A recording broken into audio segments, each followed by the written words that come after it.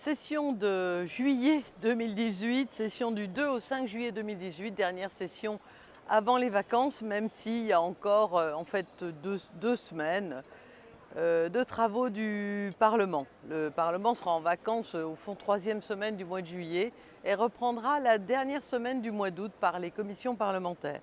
Cette session est assez dense. Elle correspond, s'il était besoin de le justifier, à la situation délicate, très fragilisée qui est celle de l'Union européenne aujourd'hui.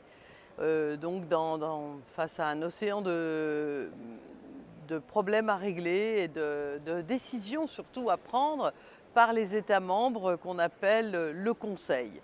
Alors, 23 points en débat et en discussion à l'ordre du jour de cette session, avec 3 séances un petit peu particulières, que je dirais solennelles. Tout d'abord, nous recevrons le président de l'Angola, le président angolais, João Lourenço, qui va s'adresser aux députés européens dans une séance solennelle pendant la session.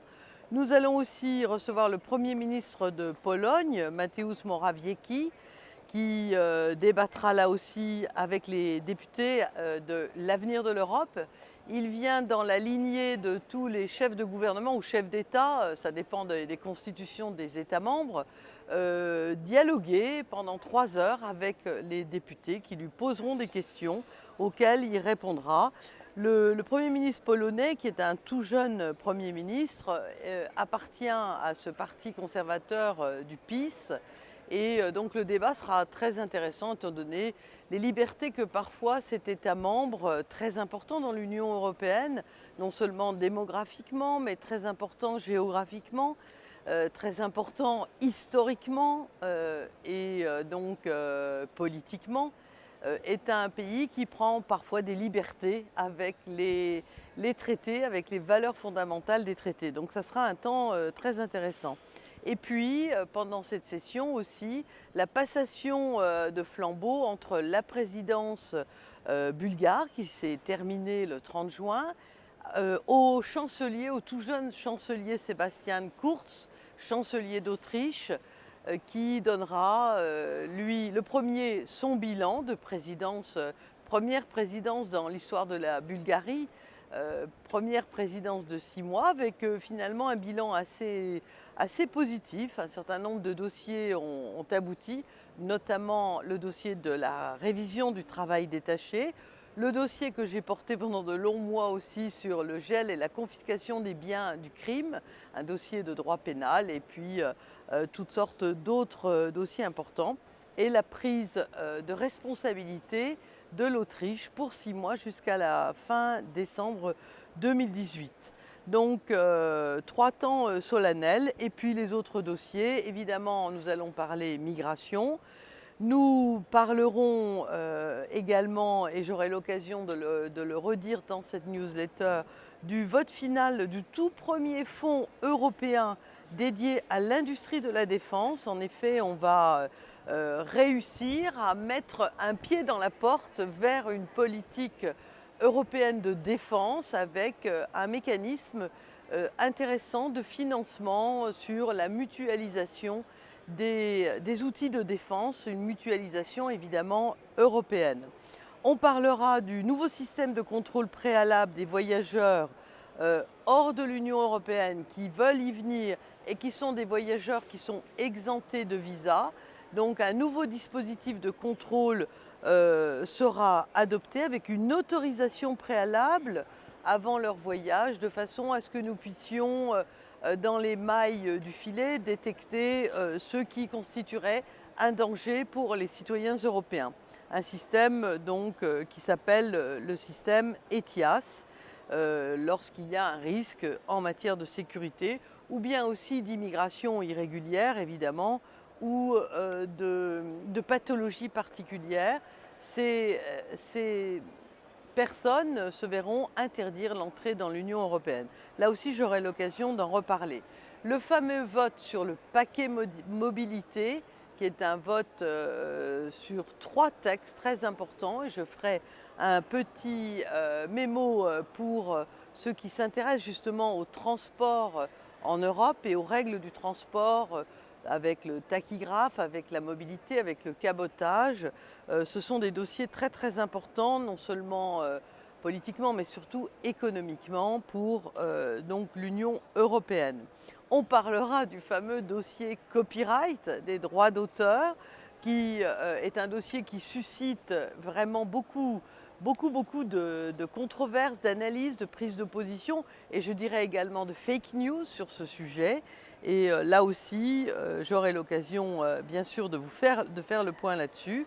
Priorité budgétaire pour le budget 2019 avec donc une analyse des crédits d'engagement et des crédits de paiement avec dans les deux cas une augmentation de 3% pour les engagements et 3% pour les paiements, c'est très très important, où bien sûr on va axer les éléments les plus importants sur l'innovation, la croissance, la compétitivité, mais aussi la sécurité, la lutte contre le changement climatique et la transition vers les sources d'énergie renouvelables. Voilà, j'ai retrouvé les chiffres. En engagement, le budget 2019, s'il est voté à la majorité, devrait atteindre l'enveloppe de 166 milliards d'euros pour l'année 2019 et donc l'enveloppe consacrée au paiement est toujours en général un peu plus basse. Elle sera votée à hauteur de 149 milliards d'euros pour l'année 2019. On parlera réforme du droit électoral européen.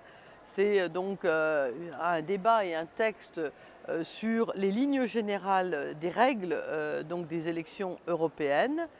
On aura un temps très intéressant et qui est dans cet océan de difficultés qui sont les nôtres en Europe, celui de constater que les plans de sauvetage de la Grèce ont commencé d'apporter des fruits. Ce débat aura lieu avec Mario Centeno, qui est le président de l'Eurogroupe, et donc avec des conclusions plutôt positives.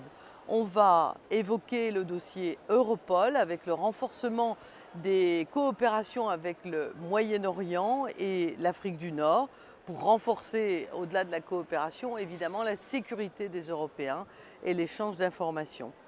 On parlera d'Air France, puisque à la suite donc, des licenciements d'Air France pour cause de perturbations économiques graves, il y a eu tout un programme de licenciement de plus de 1800 personnes et il existe un fonds européen d'ajustement à la mondialisation qui permet d'accompagner ceux qui se trouvent sur la touche à la suite de ces perturbations économiques. Et ce plan est évidemment doté d'un financement qui est à hauteur de 10 millions d'euros pour aider à la formation et à la transition. On parlera du fameux Privacy Shield, c'est-à-dire le bouclier de protection des données et des échanges entre les États-Unis et l'Europe. C'est un dossier brûlant, c'est un dossier qui parle de la protection des droits fondamentaux des individus et qui, là aussi, connaît des débats importants. Les Américains accidentels, comme on le dit, seront aussi à l'ordre du jour, puisque, vous le savez sans doute, cette bizarrerie existe encore, qui veut que les Américains puissent imposer les citoyens qui ne sont pas sur le territoire américain. C'est ce qu'on appelle les Américains accidentels ou les citoyens de l'Union européenne, où donc la loi américaine relative au respect des obligations fiscales les contraint à payer un impôt. Donc c'est un dossier peut-être qui concerne peu de citoyens, mais qui est un dossier très important pour eux. On parlera d'aide humanitaire aux migrants, de cette fameuse distinction ou de ce distinguo subtil dans les lois nationales prises en application de la directive qui veut qu'on distingue évidemment et on pénalise, c'est-à-dire on criminalise les passeurs qui font prospérer une économie extrêmement lucrative et en même temps sordide, en profitant des souffrances des gens.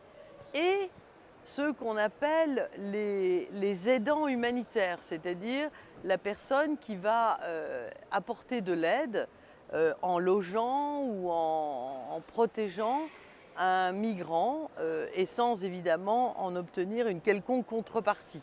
C'est un distinguo, il y a une sorte de difficulté pour éviter de criminaliser des gens qui sont simplement attentifs à apporter leur aide à d'autres gens.